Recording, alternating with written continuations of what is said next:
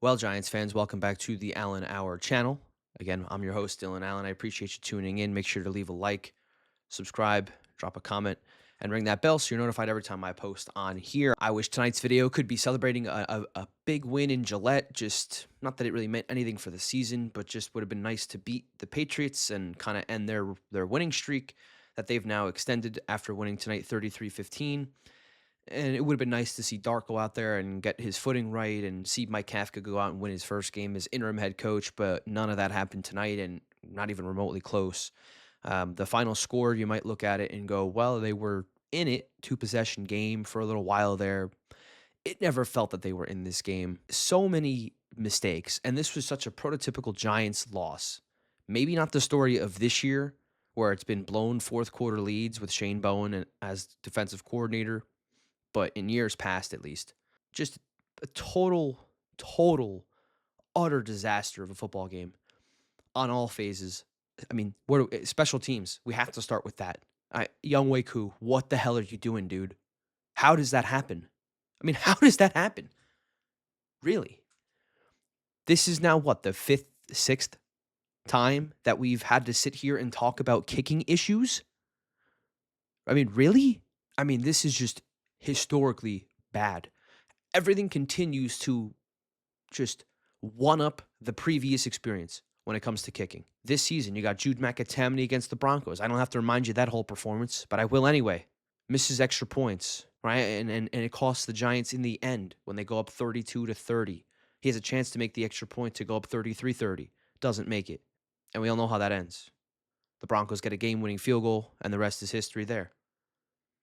Younghoe Koo tonight doesn't just miss a kick, because on the stat sheet, that's what it's going to look like, that he just missed a kick. He didn't even get the kick off.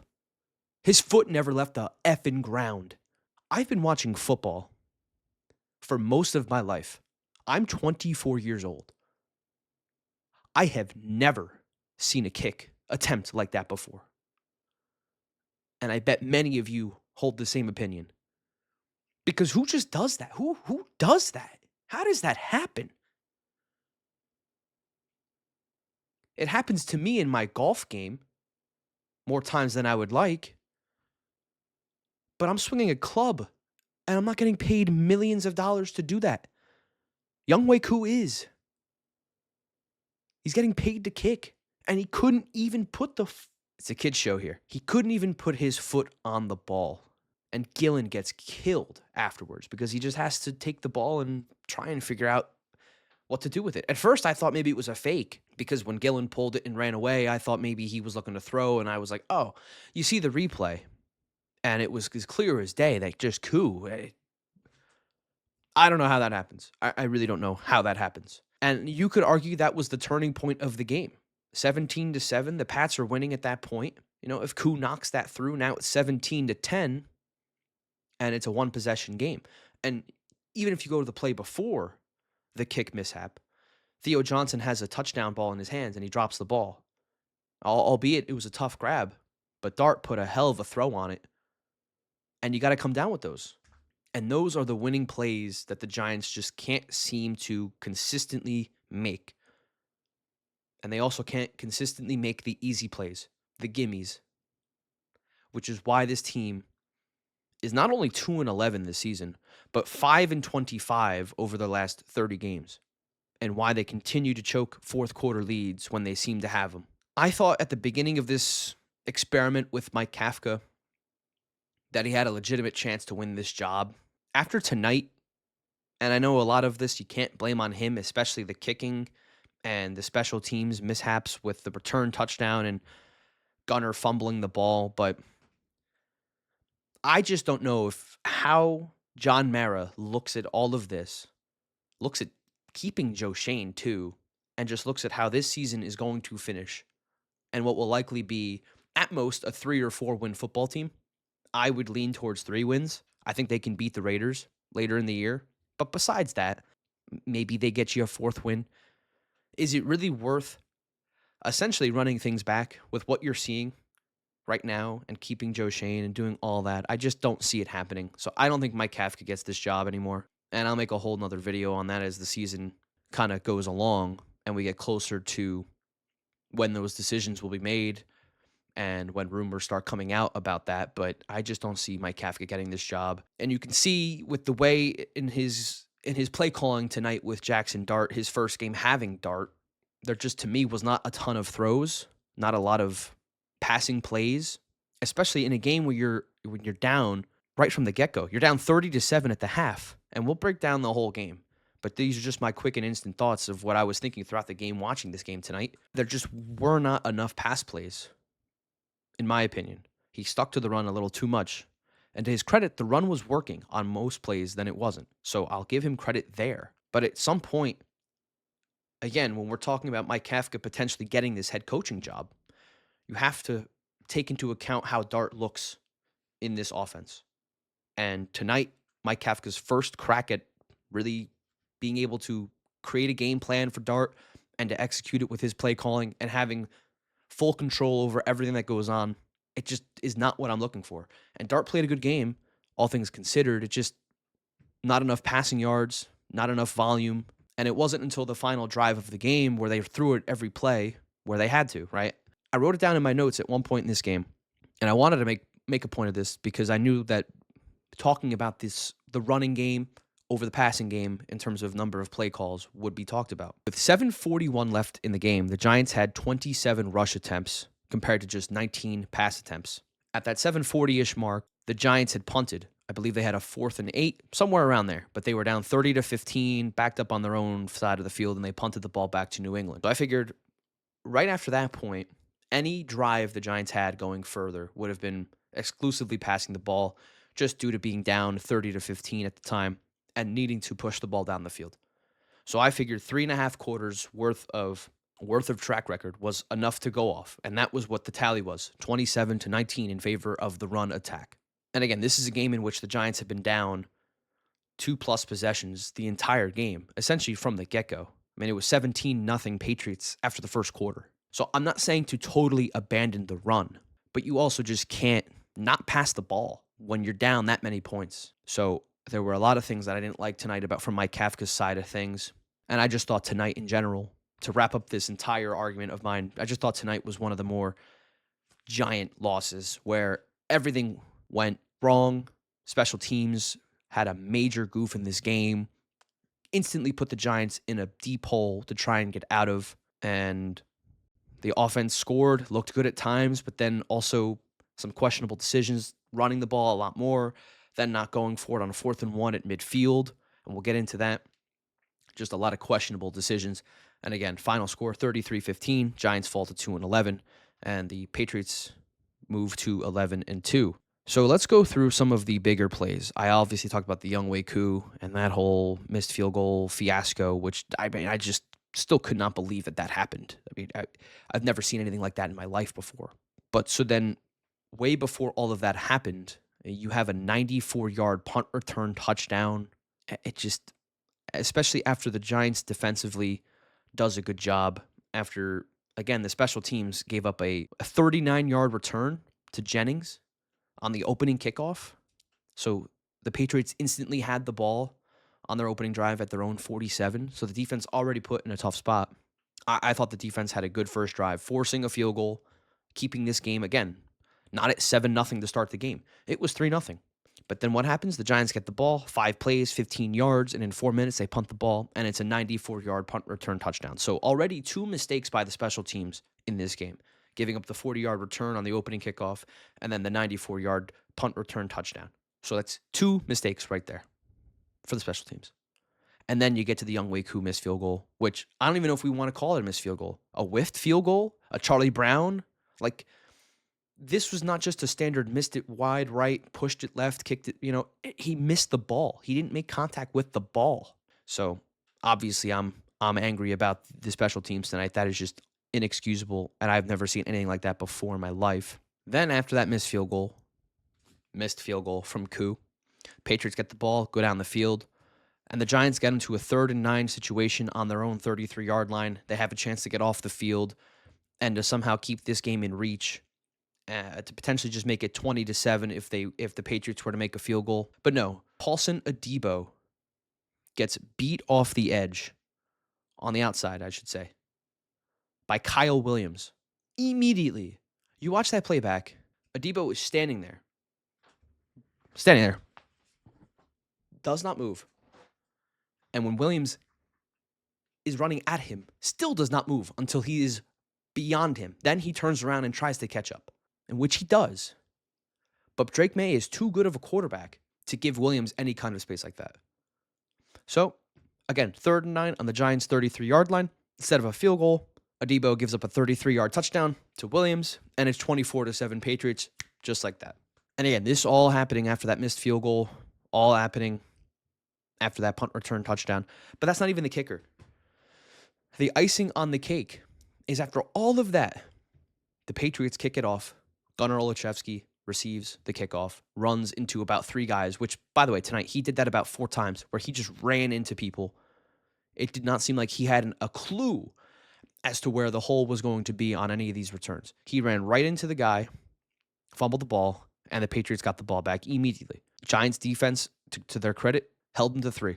So now you're sitting at 27-7. And then this was one of the, where we get in the game where this was one of the more questionable decisions by Mike Kafka, in my opinion. You're down 27-7 at this point in the game with 1:13 left in the second quarter on your own 40-yard line. It's 4th and 1. You're down 20 points. You're 2-10 on the season. Mike Kafka, you're coaching for a damn head coaching job with the New York Giants. This is going to take some stones to earn that job, to potentially steal a win in a game where you're completely being outplayed. This is a spot you go for it, man. I mean, what do you have to lose at this point? Right? Assuming you're trying to win these games, right? No one's doubting that. But what are you doing punting the ball? You have Jackson Dart back. You have a 4th and 1 play. You've been running the ball efficiently all day. You can either run the ball like you have been. You can fake handoff and have Dart run a bootleg and throw to Theo Johnson or to a different tight end like Bellinger, somebody. You could have Dart run. That's the difference between Dart and Winston in these past couple of weeks. Winston is not a guy that's going to be a run threat off the bootleg on short yardage plays like this. When Winston lines up under center, it's either a sneak or it's a handoff. With Dart, it can be 5, 6 other things that can happen. You keep the defense guessing. But instead, they take the delay of game penalty and they punt 4th and 6 on their own 35, which then leads to a New England field goal in the closing seconds of that half. So the Patriots have a 30-7 lead, and now the game seems like it's already over through just one half of football. So I was not happy with Mike Kafka on that 4th and 1, deciding not to go for it, deciding to punt. That did not make any sense to me for a team that is looking to win, that has nothing to lose, and that does not have a effing away game win this year. They are now 0-8 on the road. You're in the Patriots building where they're 10-2. They're on this crazy win streak, and you punt the ball. You play not to lose because you're certainly not playing to win in that moment.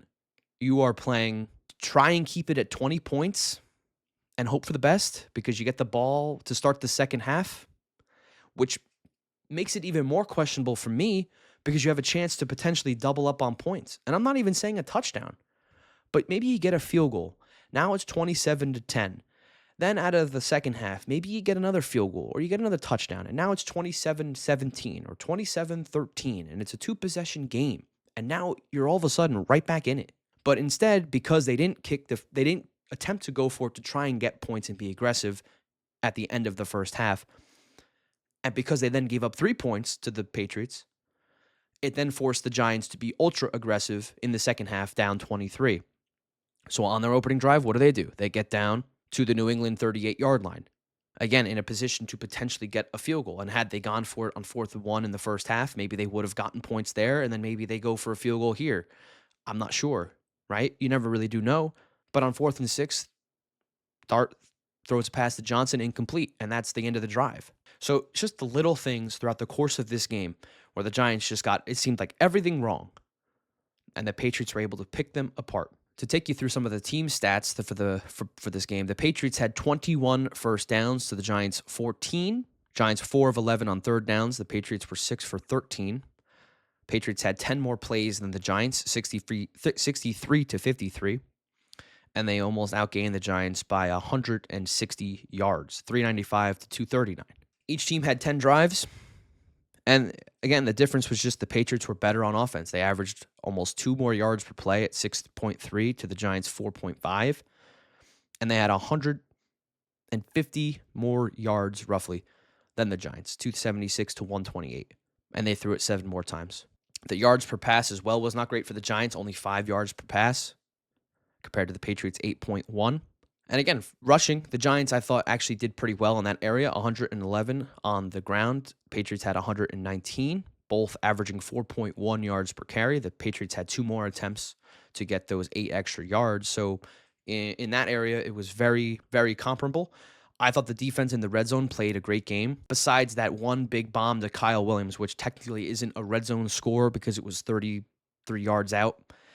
I do think that considering the positions that the special teams unit that the offense put this defense in this game, they actually did a pretty good job against a quarterback that's up there for MVP in the NFL and Drake May, and a team that's been on a roll.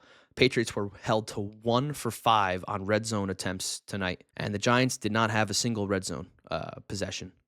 So another big area of struggle and concern there. They were not able to get this ball inside the 20-yard line of the New England Patriots tonight.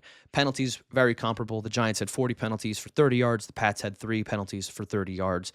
The Patriots had the ball for 33 and a half minutes. The Giants had it for 26 and a half minutes. And the one turnover for the game was that Gunnar Olszewski fumble on the kickoff return earlier in the game, which the Patriots were able to get a field goal off of. So, and again, defensive / special teams touchdown was the 94-yard punt return for the Patriots. So just a lot of silly mistakes for the Giants today in areas in which you have to be precise and you have to play clean. And you're not even asking for flashy plays on special teams, but just the little things, right? I mean, containing punt returns, limiting how long kickoff returns go for, not fumbling on kickoff returns when you have the ball, right? Just little things like that. And it all went wrong for the Giants today. Kudos to the Patriots for taking advantage and being able to get the win 33-15 in this one. Take you through some of the individual stats for the Giants. Jackson Dart, he finished 17 of 24 on the night, 139 yards passing, 1 touchdown, no interceptions. He was sacked twice. Devin Singletary, 12 carries, 68 yards, and a touchdown. Tyrone Tracy, who left this game actually in the fourth quarter, just shortly before they punted with 8 minutes left in the fourth. Tracy was carted off, so we'll see what updates are there with him. But he finished with 10 carries, 36 yards, no touchdowns. Dart had 4 carries for 20 yards. And again, the team total was 27 carries for 111 yards and a score. Leading receiver was Darius Slayton with 2 receptions for 41 yards and a score. He had the 30-yard touchdown in the beginning of the game in the second quarter. He also caught a 2-point conversion on the Giants' second touchdown later on. Devin Singletary also 3 catches, 34 yards out of the backfield. Wan'Dale Robinson then 7 catches, 34 yards. Theo Johnson 3 catches, 29 yards on 8 targets. Isaiah Hodgins just had 1 catch on 1 target for 4 yards. So a guy in Hodgins who had been red hot since his return to the Giants did not get much action tonight with the return of Dart. So we'll see if maybe that's just not one of his go-to guys. Evidently, Theo Johnson has been one of the most targeted guys for the Giants since Dart has played, has started this year. And he has had his fair share of drop issues. The one in the end zone earlier on in the game. I feel like he's good for 1 drop a game. That's usually in a crucial spot. So he has been better, but he definitely has his moments where he drops a crucial ball at some point in these games, and it's evident that he has a drop issue. So with all this to say, the Giants, again, 2-11 on the season. They finally get into the bye week. They have the latest bye possible in the NFL, as they'll face the Commanders at home on December 14th. That's a 1 o'clock kickoff in the Meadowlands. So they'll have that bye week. So give these guys an extra week to rest and to get more healthy. So hopefully that includes Dart. Hopefully the Tyrone Tracy injury stuff, that gives him the rest he needs to be able to suit up in that Washington game. So unfortunately, as I'm recording this video, some news coming out about Tyrone Tracy. Not an official diagnosis just yet or a timeline of how long he'll be out for, but people speculating online that it looks like it's a hip injury and that due to him being carted off and the way that he fell on the hip when he was being tackled, not a great sign. And again, the Giants only have 4 games left this season, 2 wins on the season. It would not surprise me if this injury holds him out the rest of the season, just because, again, only 5 weeks until the end of the season, and there will not be any playoffs. So we'll see how the Giants decide to handle that. But assuming that he can't suit up against the Commanders after the bye week, it will be just Devin Singletary, and we'll see who else they decide to either elevate from the practice squad or maybe sign off of free agency. So that'll be an interesting thing for Mike Kafka to have to decide with Joe Shane, and we'll get one of Mike Kafka's first roster decisions as an interim head coach in terms of signing somebody or elevating somebody off the practice squad. So we'll definitely keep tabs there with updates as it pertains to Tyrone Tracy and his hip injury going forward. Abdul Carter not in the game on the first possession to start tonight, and it's been reported around Twitter and it's been confirmed that it was Mike Kafka's decision to not play him again. So this is now the second time in 3 weeks under Mike Kafka as the interim head coach that this has happened. And Abdul Carter, I don't know what happened this time around, if he's sleeping in meetings or if he's late for meetings this time, but I mean, this has to stop. The fact that they can't start their first round pick, third overall pick, because he is being late to meetings, he is sleeping in meetings, is just unacceptable and flat out ridiculous. So this has to stop if you're Abdul Carter, please. This team needs you. They really do. So another just disappointing thing to have to not only see, but just another time we have to talk about this and another week of speculation. And then what's likely going to be another back and forth on Twitter with Abdul Carter and reporters, as news comes out, as rumors circulate about what this was about, and just the back and forth that we don't need. So, again, Abdul Carter, get your act together, bro. Come on, enough of this crap. One of the funnier things I saw was after Younghoe Koo missed the field goal, was seeing Jackson Dart's reaction on the sideline, just saying, oh my God, and he did one of these like the oh my God. And I just couldn't help but relate to that so much because watching it here, I had a couple buddies over watching the game, and we kind of have an inside joke with Younghoe Koo. One of my buddies is a Falcons fan, and back when he was on the Falcons and when he was actually very good for them, whenever I would be watching Red Zone over at their house, I would have the joke where every time he would go to kick a field goal, I would stand up and I would reenact the kicking form, because if you watch him kick, he doesn't stand as far wide out as other kickers do. He kind of stands just straight on with the ball and runs straight. So I always thought it was pretty funny, just the way it looked. So fast forward to tonight, that same friend that's a Falcons fan's at my house. We're watching. I get up, I line up, and he just completely whiffs the ball. And I'm just standing there going, what the hell just happened? And after I saw the replay, I had the same reaction as Jackson Dart, going, oh my God. So I still can't believe that happened. I can't believe that is going to be a meme for the rest of time. As long as the internet is alive and as long as the Giants are a 3-win football team, that is going to be a meme. And it's just the kicking issues with this team just continue to haunt them, man. Besides this year, I mean, Graham Gano, right? Even this year, with the Chiefs game not being able to suit up, the Giants then not having somebody ready to go on standby. Last year, the Commanders game, it's just like, can we stop talking about the damn kicking, please? I'm tired of it. I really am. Like, when you're talking about football and you're breaking down a game over a 17-game season, the kicker should not be discussed in 4 or 5 of these damn games. And I hold this on Joe Shane. But this is another huge reason why Joe Shane should have been fired when Dable was fired or when Bowen was fired. Because this is unacceptable. Them believing in a 38-year-old Graham Gano to keep him around when he had his injury issues last year, and it haunted them last year, and it cost them a game against the Commanders last year. They bring him back this year, and he can't play in the Chiefs game because he gets hurt in warmups. Then when he comes back, he gets a herniated disc in his neck, and he has to be put on IR, likely ending his season. So then you have the Jude McAtamney situation with the Broncos game. When you had Younghoe Koo this entire time, you still believe that McAtamney was your best kicker. Then that happens. Then you bring Younghoe Koo in. He has this fiasco happen where his foot gets lodged in the damn turf. What are we doing? I have had enough of this discussion. So I will end it here. But the kicking has just been atrocious.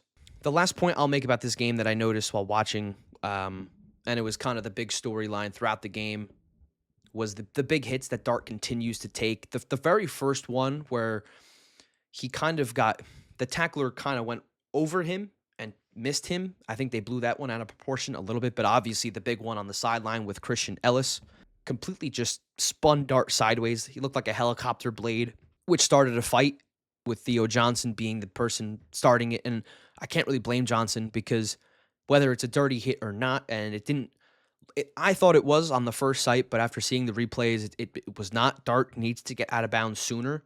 But, Theo Johnson just defending his quarterback, and especially a guy that just came out of concussion protocol and just got on the field for the first time. Like, to see a guy get hit like that is, you got to protect your guy.